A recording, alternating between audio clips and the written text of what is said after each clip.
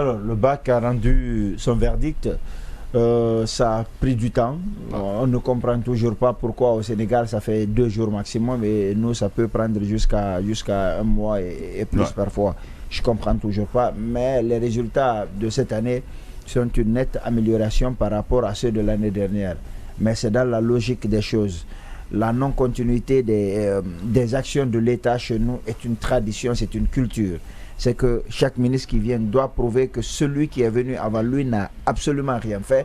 Et donc, il faut remettre tout en cause. Ce qui s'est passé l'année dernière, c'était une façon de montrer que jusqu'ici, il n'y a pas eu de bac sérieux, il n'y a pas eu de travail, rien n'a été fait. Et le résultat, on a eu un bac dont le taux d'admission était de 9%. Cette année, on est à 27% parce qu'il faut montrer que justement, à cause de ce qui a été fait, à cause du sérieux, à cause de la sévérité, les élèves, les candidats, les parents d'élèves aussi ont pris conscience qu'il faut travailler. Cette année, on a beaucoup travaillé et justement, le résultat se fait sentir. C'est plus du double de ce qui a été obtenu l'année dernière.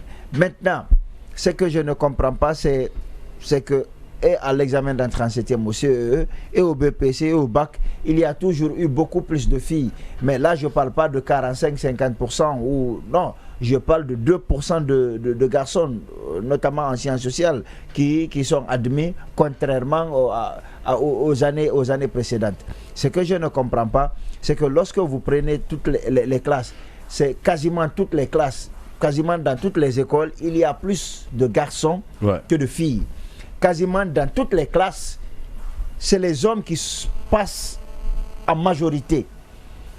Une fille première de sa classe, c'est l'exception en Guinée. Quand ça arrive, c'est si rare qu'on en souligne. Après, ça arrive quelquefois, mais rarement, quand vous prenez les promotions, que ce soit dans les classes intermédiaires, d'ailleurs, je préfère m'appesantir sur ça, très souvent, c'est quand vous allez dans les classes, il y a plus de garçons que de filles dans les classes. Il y a plus de garçons admis que de filles dans les salles de classe. Il y a plus de premiers garçons que de filles. D'un jour à l'autre, on se retrouve avec plus de filles admis que de garçons. Et en fait, la proportion, elle est majoritairement écrasante. On parle de 2% de garçons. À l'examen d'entrée en 7e, c'était 1%, je crois. Au BEPC aussi, pareil. Ce que je ne comprends pas, et je m'interroge, est-ce qu'on n'est pas dans une logique de plus politiser le système éducatif guinéen en se disant, voilà, il y a une égalité de chance, les filles sont intelligentes, et les filles sont accompagnées, et aujourd'hui, c'est pourquoi il y a de la réussite. Il pose cette question ce matin, et nous avons joué... Je termine par ceci avant qu'il ne s'exprime. Vous le posez la question directement, c'est encore mieux. Oui, je vais lui poser la question parce que des institutions accompagnent beaucoup de projets quand les filles sont mises en avant. Alors, il pose cette question ce matin, Yacine Palé, et nous avons joint, bien sûr, Mohamed Ansa Diawara du ministère de l'Enseignement préuniversitaire et de l'Alphabétisation de la République de Guinée. Il est au bout du fil. Bonjour, monsieur Diawara. Bonjour, mes chers chroniqueurs. Bonjour à vos millions de téléspectateurs. Bienvenue chez les polémistes. Beaucoup d'interrogations se posent et nous allons rapidement partir avec vous, Yacine Palé, pour poser effectivement la première question. Alors, les résultats du bac de cette année sont nettement supérieurs à ce que nous avons vu l'année dernière, sauf qu'au cours de l'année, on n'a pas vu une véritable révolution. Dites-nous comment vous pouvez expliquer cette amélioration. Bon, alors, je crois que votre phrase est correcte. Vous n'avez pas vu, mais nous avons fait. Alors, quand vous dites que vous n'avez pas vu, je suis entièrement d'accord avec vous, parce que vous n'êtes pas obligé de voir. Mais nous, département, nous savons ce que nous avons fait, parce qu'après l'échec cuisant, il fallait que tous les acteurs... que chaque acteur de son côté puisse prendre sa responsabilité, du côté de l'État, du côté des parents d'élèves, du côté des élèves eux-mêmes. Côté État, vous savez que nous avons analysé, on a eu ces problèmes. Il y avait un manque d'enseignants dans beaucoup d'écoles. Nous avions des écoles inutilisables, beaucoup de vétusté. Et donc, dès l'ouverture, nous avons engagé une campagne, disons, de rectification. Et cette campagne-là a commencé, disons, par former, renforcer la capacité des enseignants. Ça a été fait. Et dès l'ouverture, on se rappelle quand même de cette formation de renforcement des capacités avant l'ouverture, mais qui a duré 2 jours. Bon, si vous pouvez me laisser, si vous voulez des explications, vous voulez qu'on vous explique. Oui, c'est juste une précision. Non, c'est juste une précision que j'apporte. Non, vous n'êtes pas informé. Quand vous parlez de 12 jours, durant toute l'année, la formation a toujours continué, équipe par équipe, parce qu'on ne peut pas sortir tous les enseignants de la classe. On a fait à tour de rôle. Et cela, ça a été fait. Et dès l'ouverture, l'inspection générale a mis le pays sous ses pieds, école par école, pour voir ces enseignants en situation de classe. Mais chaque année, il y a des inspections. Moi, je parle de révolution, de la nouveauté. Chaque année, il y a des inspections. Il y a des inspections systématiques, il y a des inspections pour vérifier la conformité du programme. Il y a tout le temps des inspections. L'IRE, l'inspection générale, tout le temps des inspections. Dites-nous, moi, je veux juste savoir, c'est quoi la révolution de cette année qui explique cette nette amélioration des résultats. Monsieur Yacine Palais, vous m'avez appelé, vous m'avez invité pour vous expliquer ce qu'on a fait. Oui, mais acceptez l'échange. Moi, je ne suis pas un journaliste, je suis un pédagogue. Je suis en train de vous dire tout ce que nous avions fait. Il vous appartiendra de classer ce qui est innovation, ce qui est... Sauf que je ne vois pas. Mais moi, je vous dis toutes les opérations qui ont concouru à ce résultat. C'est ce que je suis en train de vous dire, si vous acceptez. Alors, je continue, il y a une inspection, et cette inspection à tourner dans tout le territoire et voir les enseignants, classe par classe, expliquer, comprendre ce qu'ils ont comme problème.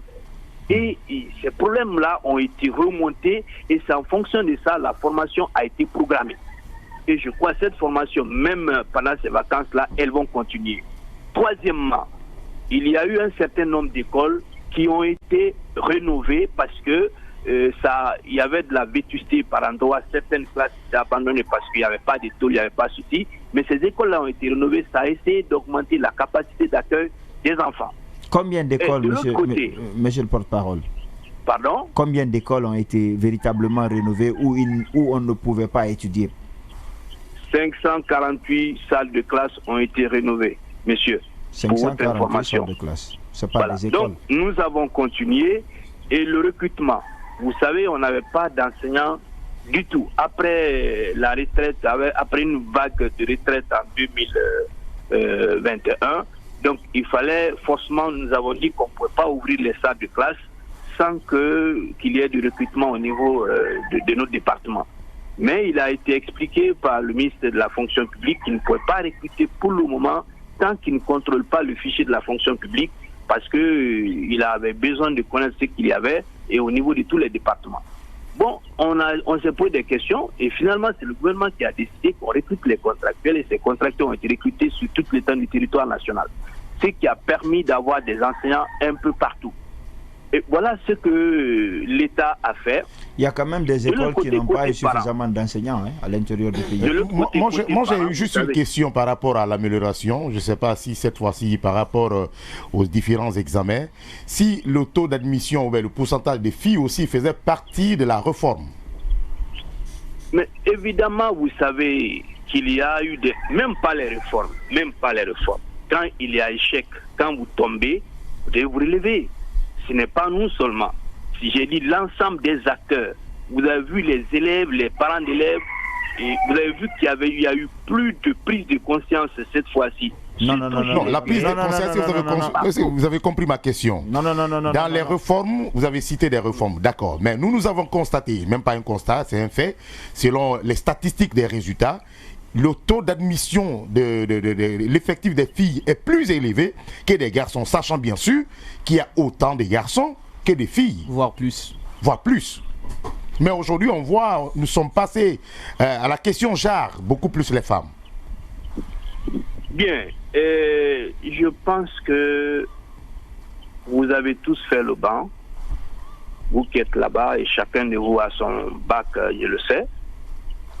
Vous savez comment se fait les examens. personne n'est regardé. Oui, lui, les sexes féminins, donnez-lui telle note. Vous le savez, c'est un concours, c'est un examen. Ouais.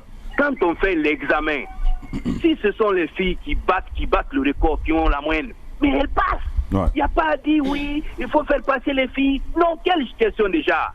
Mais à l'heure qu'il fait, chaque élève, les élèves marchent sur les mêmes pieds d'égalité. En classe, il n'y a pas à dire toi tu es fille, toi tu ne vas pas suivre le cours. Non, toi tu es garçon, toi tu dois sortir tel exercice. Non, c'est une égalité de chance. Et quand ils sont installés dans les salles de classe, il n'y a pas à dire bon, il faut aider les filles. Non, les candidats sont installés sur les mêmes pieds d'égalité de chance. C'est ce qui se passe. Non. Mais si les filles... La délibération, c'est juste... Alors, monsieur, lui, il faut féliciter ces filles-là au lieu de dire non... Monsieur Diawara, est-ce qu'il y a une possibilité pour ceux pour qui l'examen n'a pas marché de revendiquer et quel est le délai? Bien. C'est pourquoi nous avions pris tout le temps. On a relevé parce que souvent... il y a des erreurs dans le report quand on fait rapidement. Ah, vous reconnaissez qu'il y a effectivement des erreurs? Oui, j'ai dit on peut se tromper. D'accord. Mais on a dit que les revendications sont ouvertes. Et jusqu'à 2 mois. 2 mois. Les revendications sont ouvertes. D'accord. Et nous avons les feuilles. Et ce n'est pas cette année seulement, vous ne savez pas. Chaque fois qu'il y a examen, il y a des parents qui demandent à avoir les copies de leurs enfants. Et on les sort. Et je vous donne l'exemple frappant du Koubia à l'époque, quand il y a eu 0 admis sous professeur Bano. Les élèves avaient fait du vacarme dans toute la ville, ils étaient incendiés par-ci, par-là. Mais ça a été simple. Le ministre Bano, professeur Bano, a appelé.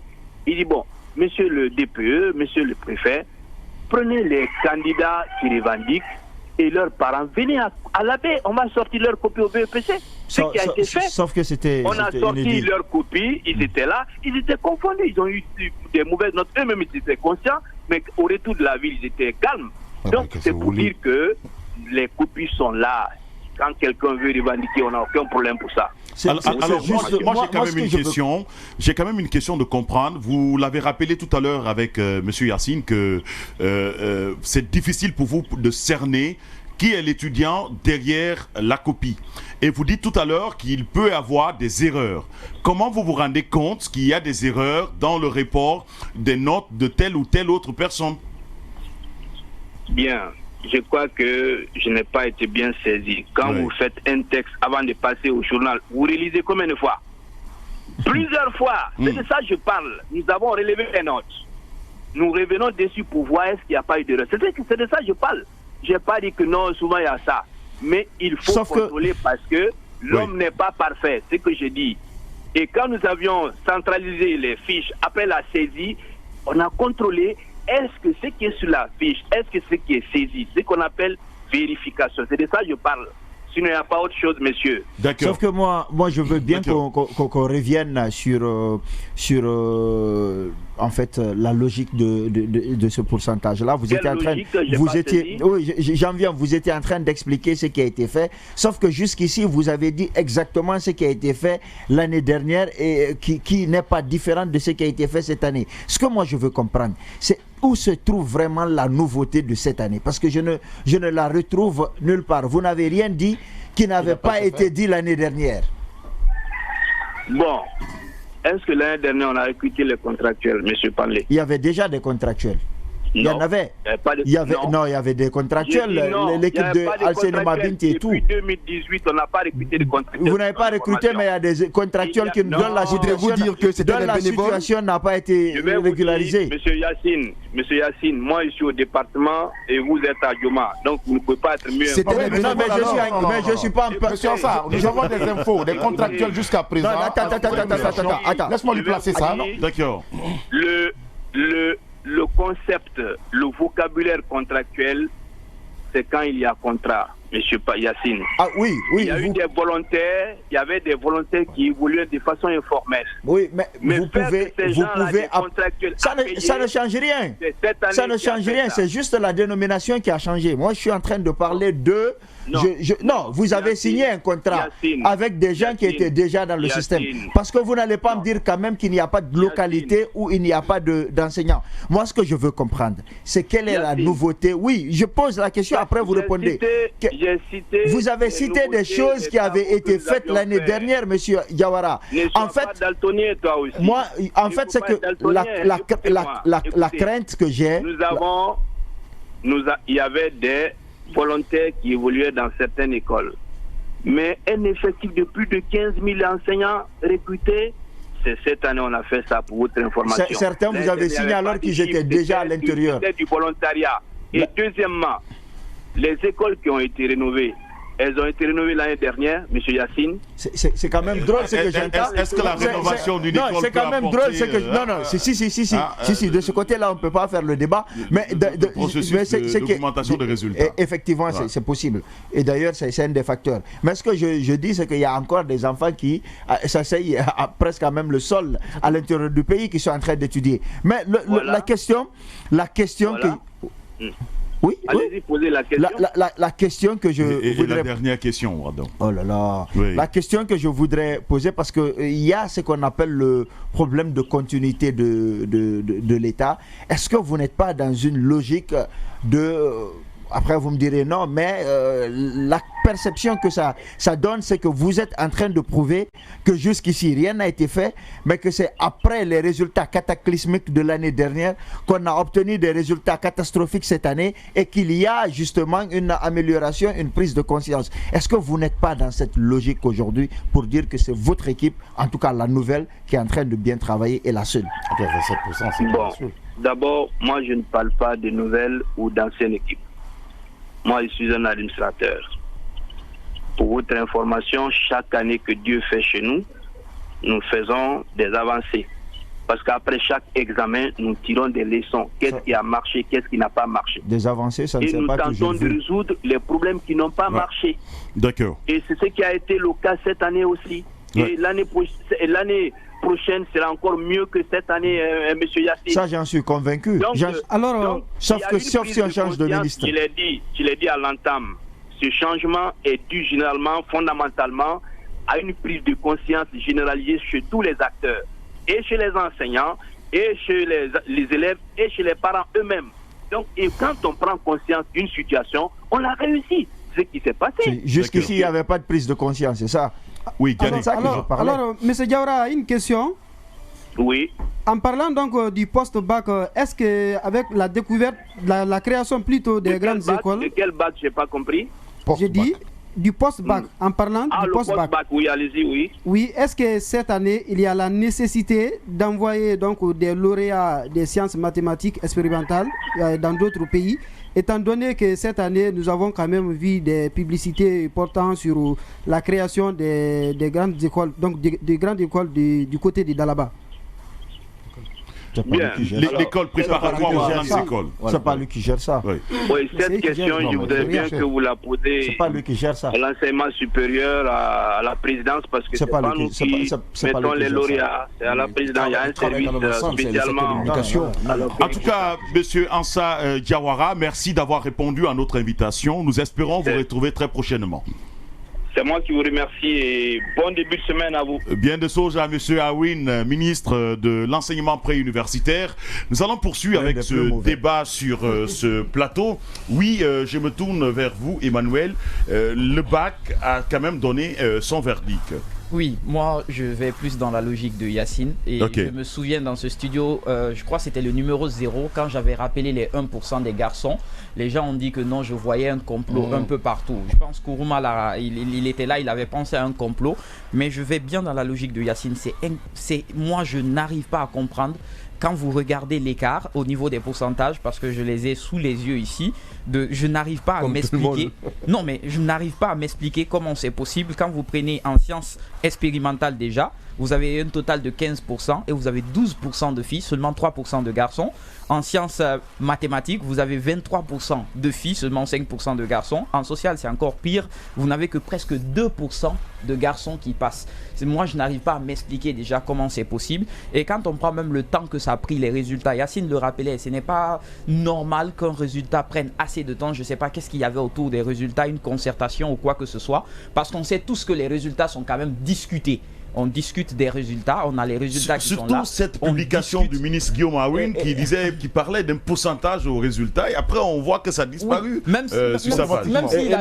et l'autre chose, quand on me dit qu'au niveau de la correction, on ne sait pas qui est qui, je suis d'accord. Non, c'est vrai. À la correction, oui. À la correction, parce que j'ai participé à cette correction, peut-être même à la centralisation. Là où il faut avoir...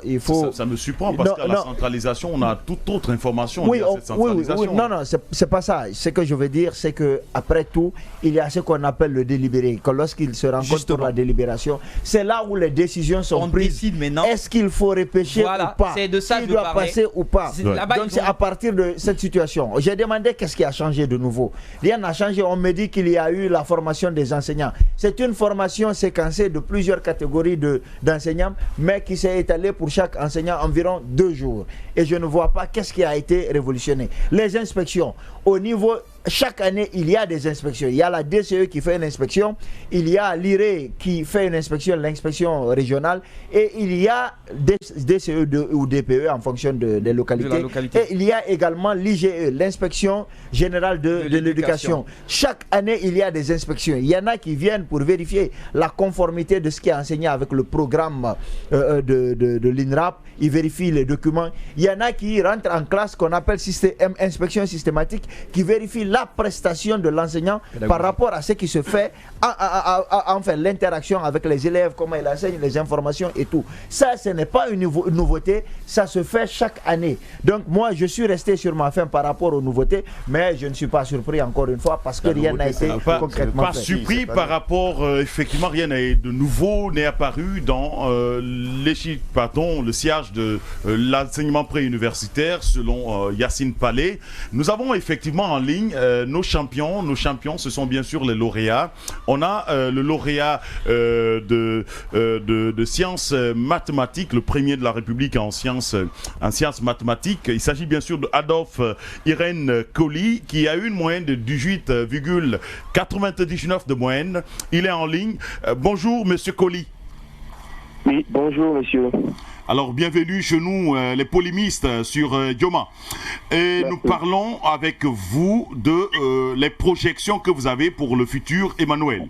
Oui, moi déjà, j'aimerais poser la question à monsieur Adolphe de savoir comment il trouve les programmes d'enseignement. Parce qu'on a vu tout à l'heure un responsable du ministère qui se vantait de ces programmes d'enseignement. Pour vous, aujourd'hui, est-ce que les programmes d'enseignement répondent vraiment aux attentes des élèves guinéens ? Bien, en ce qui concerne les programmes d'enseignement, je pense qu'il faut traiter le problème avec beaucoup plus d'analyse en profondeur. On a des programmes que je crois qui ont déjà plus d'une décennie, mais ce qu'il faut remarquer, c'est que ces programmes sont quand même en conformité avec la plupart des autres programmes des autres pays. C'est-à-dire qu'il y a plusieurs similitudes. Donc, ce qui fait qu'on ne peut pas dire qu'on est vraiment pas sur la même longueur d'onde que les autres. Mais maintenant, en ce qui concerne l'effectivité, c'est-à-dire comment est-ce que cela est enseigné dans les écoles, c'est ce qui parfois peut causer des problèmes dans quelques cas ou dans certains cas, on peut le dire ainsi. Mais de ma part, quand même, je ne pense pas avoir vu de problème à cela, puisque le programme tel qu'il a été donné par le ministère, c'est comme ça qu'il est enseigné. Et je pense que ça répond aux attentes, mais nécessite quand même quelques améliorations, puisqu'il faut à chaque fois améliorer pour pouvoir avancer, puisque actuellement les choses changent, et on peut dire brutalement, donc en ce qui concerne surtout les sciences, que ce soit mathématiques, et ça change à chaque année, donc il faudrait aussi qu'on essaye d'ajouter plusieurs autres améliorations pour qu'on puisse ici se préparer au monde du futur, comme par exemple déjà en commençant au lycée l'enseignement de l'informatique par exemple, parce que ce sont des notions qui sont aujourd'hui enseignées dans la plupart des systèmes d'enseignement secondaire. D'accord, il n'y a pas de souci. Aujourd'hui, vous êtes premier de la République quand même avec un score impressionnant, plus de 18,99 si je ne me trompe, presque 19. Est-ce qu'aujourd'hui, quelles sont vos attentes vis-à-vis de l'État? Parce qu'aujourd'hui, il y a cette question d'orientation qui se pointe à l'horizon. Est-ce que vous avez des attentes particulières?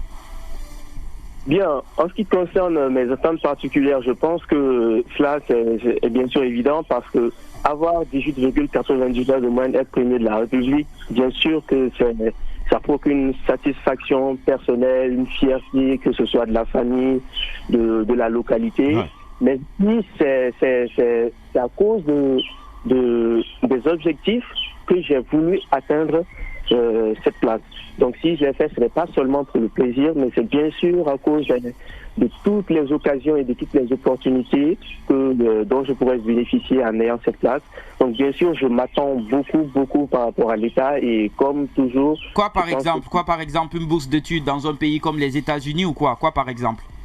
Oui, ça aussi, c'est une bonne idée.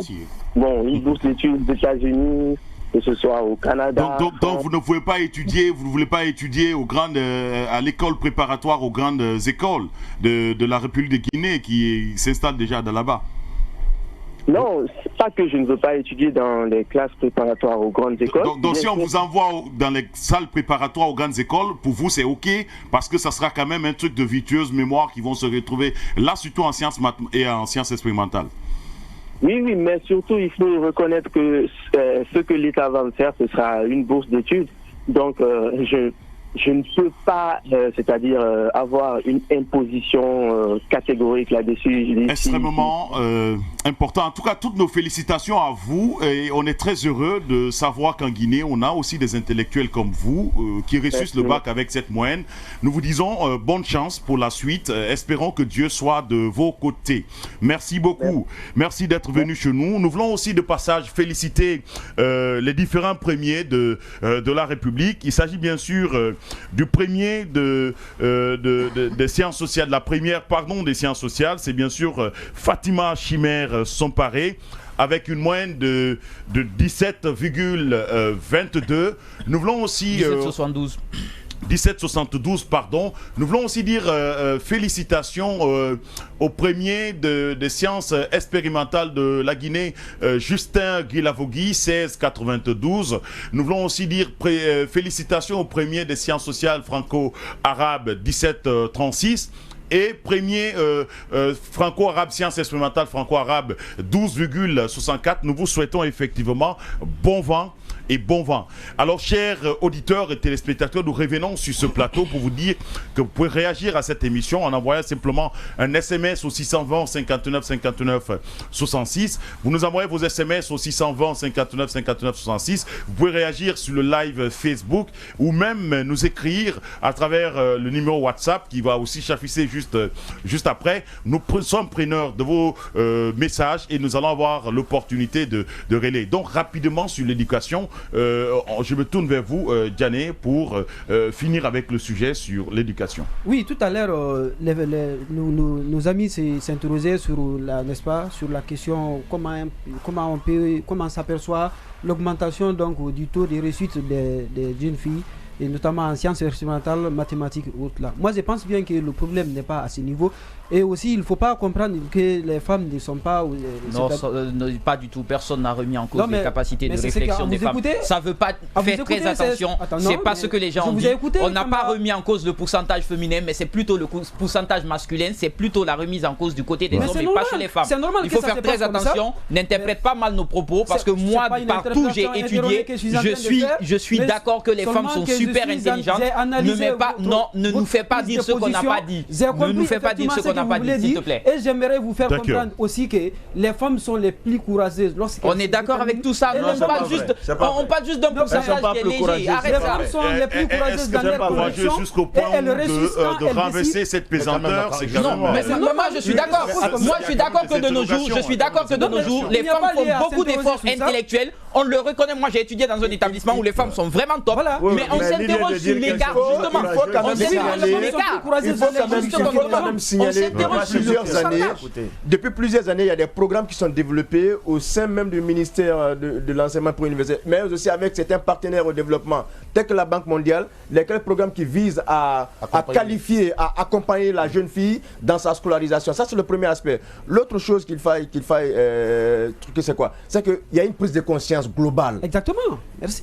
il y a des initiatives aussi qui sont prises. Rappelons-nous de ce projet Miss Mathématiques. C'est pas vain. Exactement. Le projet Miss Mathématiques. Mais aujourd'hui, ça pose des résultats. Ce n'est pas pour qualifier le système. Non. Attention. Le projet Miss Mathématiques. Moi, je pense que... On va s'écouter. Non, c'est complètement différent. Le projet Miss Mathématiques, c'est différent. Par exemple, qui a été initié par M. Guillaume quand il n'était pas encore ministre. Oui, mais c'est pas... Est-ce que ce qui fait l'évolution du résultat? Ce n'est pas un aspect, c'est un élément, on n'est pas négligé.